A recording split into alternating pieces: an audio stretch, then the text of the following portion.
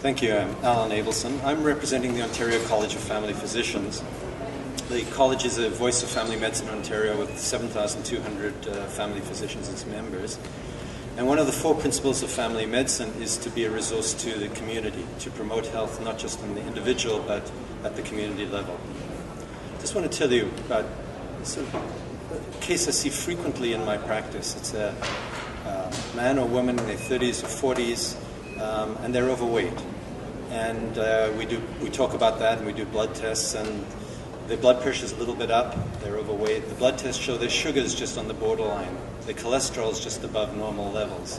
These are people who are at the beginnings of a huge metabolic problem in their body, and it's related to weight. This is a very, very common case situation. In the discussion with them, their eating habits are not that good or not that bad, but one of the main issues is they're not exercising, and they're busy.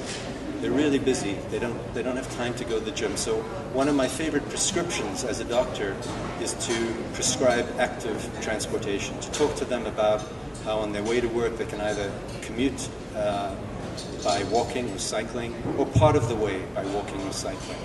And we talk about the benefits of that.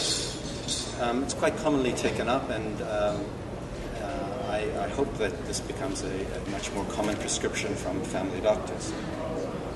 I want to base my talk on a report that the Ontario College of Family Physicians released in 2004 called Public Health and Urban Sprawl in Ontario. It was a review of the literature relating urban sprawl and public health. And there were four main points.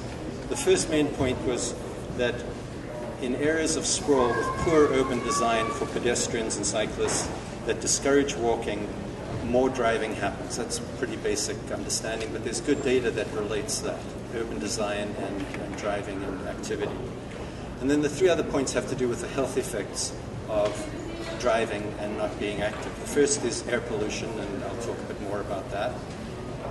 The second is more time in cars and less active transportation. There's evidence that links this to diabetes, heart disease, and stroke and hypertension, some of the great killers of our era.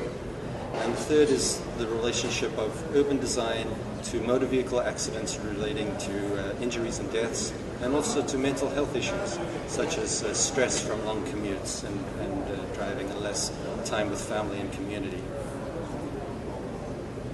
I'm going to relate this issue to three major epidemics of our time. Now, epidemics are usually emergencies. When we think about the flu epidemic, we think about an emergency. The epidemics I'm going to talk about are asthma, heart disease, and obesity. And I'll show a relationship to urban design and active transportation. The first one is with asthma and air pollution. Clearly, more time in cars means more air pollution, and more air pollution relates to severe impacts on health. The Ontario Medical Association, through its report, The Illness Cost of Air Pollution, which is updated every year, models that 6,000 people will die prematurely from air pollution this year, that 17,000 people will be admitted to hospital because of air pollution, and that's 5,000 people because of respiratory problems and 12,000 people because of heart problems. And 60,000 people will visit emergency rooms because of air pollution. The total cost, and I looked at this a number of times, is estimated to be over $7 billion per year related to the health effects of air pollution. And these figures are predicted to double, almost double in the next 20 years, even with stable air pollution levels, and this has got to do with the changing population. Asthma specifically is one of the major issues that's affected by air pollution. 12 to 14% of children in Ontario have asthma, and some of the asthma experts in family medicine say that that's probably more correctly 20% of kids have asthma. And there's this relationship to, there's been a tremendous increase in prevalence in the last 20 years. Now, air pollution doesn't cause asthma, but it aggravates asthma. It sends kids with asthma to emergency room or makes them sick. There's some early evidence that air pollution might cause asthma, which is very troubling. And air pollution, the evidence is good that air pollution affects the development of the lungs in children, which has got tremendous consequences. And I've also pointed out the relationship to heart disease.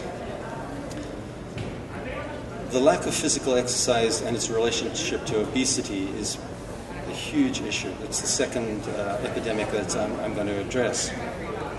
Almost half of Canadians are overweight. 1 in 6 Canadians is obese.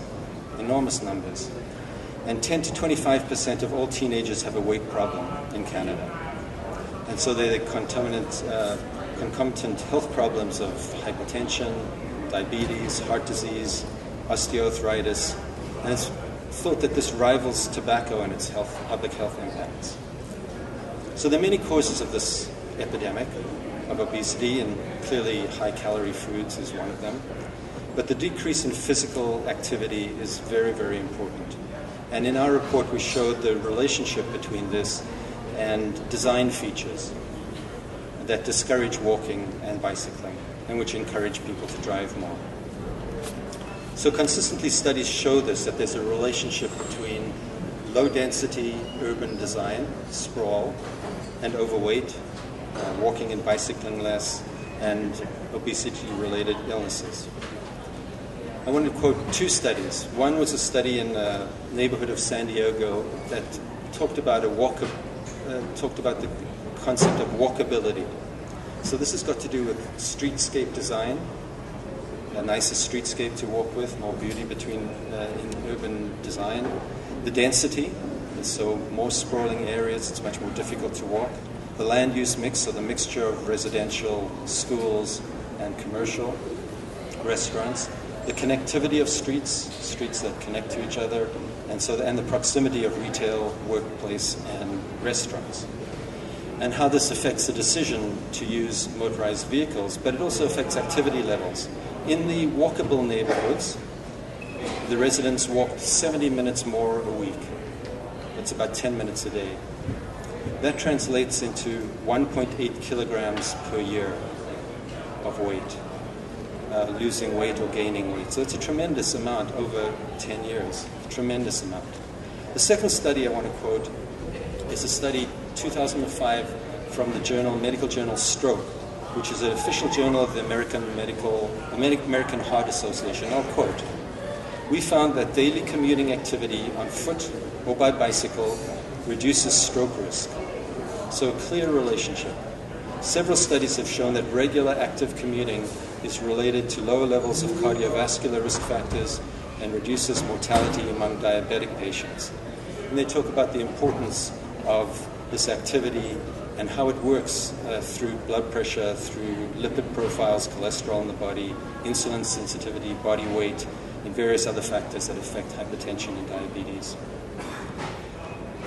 The other area that we looked at in our study was the issue of injuries and deaths from traffic accidents. And clearly, any active commuting needs to have an infrastructure that relates to safety. So the Ontario College of Family Physicians endorses active transportation and is very happy to be part of this effort to get people out on the streets and to get counsellors to promote decisions in that direction. Thank you.